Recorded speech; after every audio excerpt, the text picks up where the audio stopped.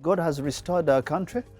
When you look at our economy is growing, not fast enough to catch up with the young people who are graduating, but it's growing very well regardless. If you look at the restoration of freedom of worship, the restoration of freedom of the press, these are all good things. And often when God restores a country, people tend to forget. We should not seek control. We should seek humility and be humble. Now, for me, I am a child of two revolutions. The first revolution began in 1929, but it was actually actualized from the 3rd to the 7th of January 1936.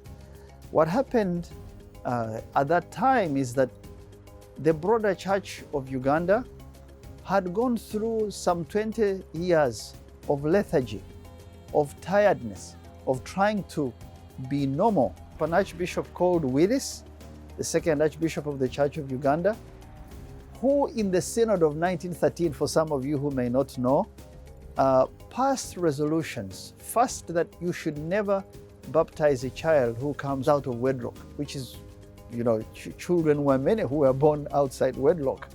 And then that you should not baptize people in their local names. You must call them English names. And a lot of people who were Christians felt that this does not respond to the faith that they carried over the years. And so what happened in 1929, a gentleman called Reverend Dr. Joe Church, Simeon Nsibambi, and many others, especially in Western Uganda, they all got together, and in that January of 1936, a revival broke out, and that revival united people. It removed tribal cleavages. It removed distaste of other people's foods. It removed bad language. It dealt with things that for 300 years we had never dealt with. And that revolution produced the people who now led to the second revolution. So my parents were products of the 1936. In fact, my grandfather became born again in January, I suspect around June of 1936, abandoned cattle trade and became a stableman, went and produced children and learned how to live in Lango, for example. He lived in Amolata. In my language, we call Amolata Kameratai. He lived in a small village called Arwara. We used to call it Karwara. He spoke Langi, he spoke Luganda, he spoke Runyachitara, he spoke all the languages because of the revival that broke out in 1936.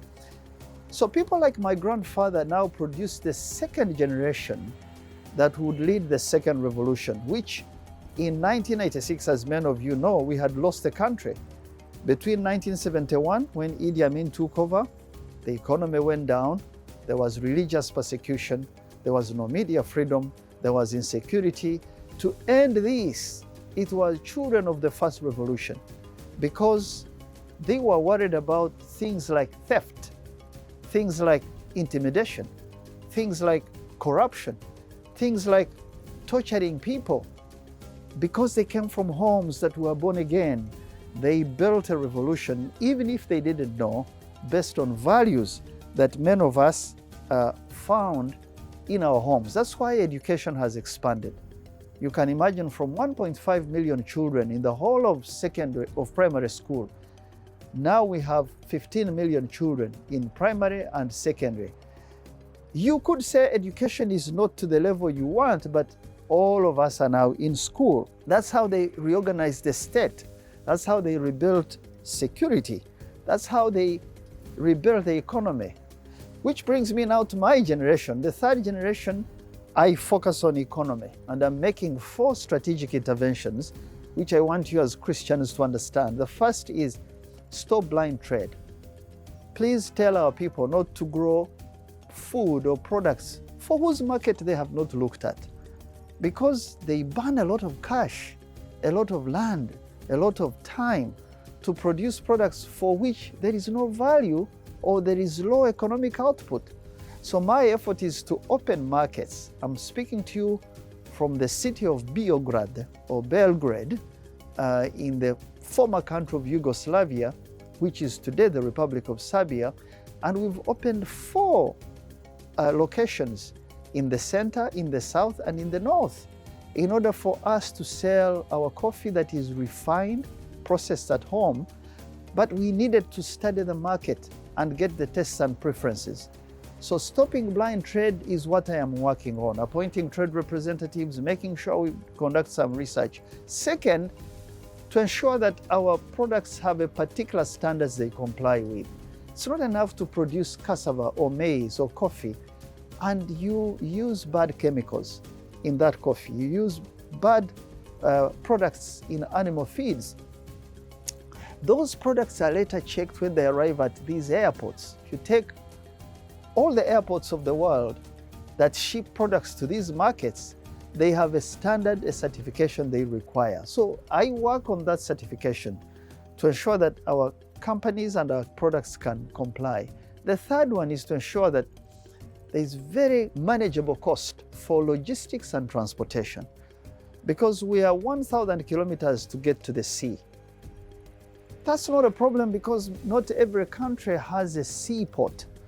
But when you don't have a seaport, you must think of, how do I compete with those people who live near the sea, who have ships, who can sail anywhere in the world?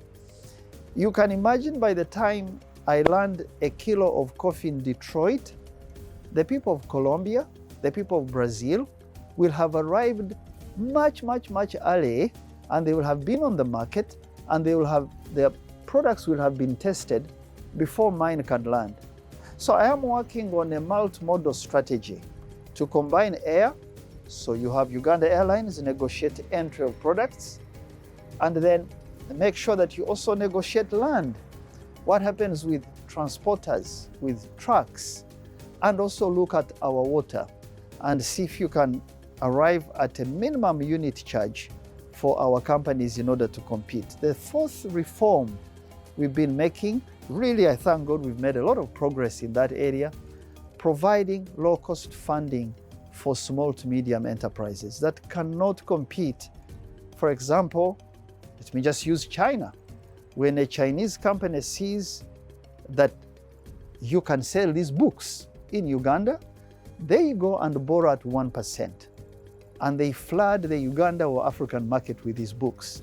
When I see the market for avocados in China or coffee, I have to go and borrow at 20%. Certainly, we cannot compete. They will flood my market, and I will not even be able to supply them where they've opened their market like China has done. So we now have ability to provide low-cost funding at 5%. We have a small export fund, and we make sure that once you have these orders, you bring them to the fund. We help you clean up the company and supply those orders. That's the third revolution. So the first gave us faith. The second one gave us stability. The third one is helping us build the economy.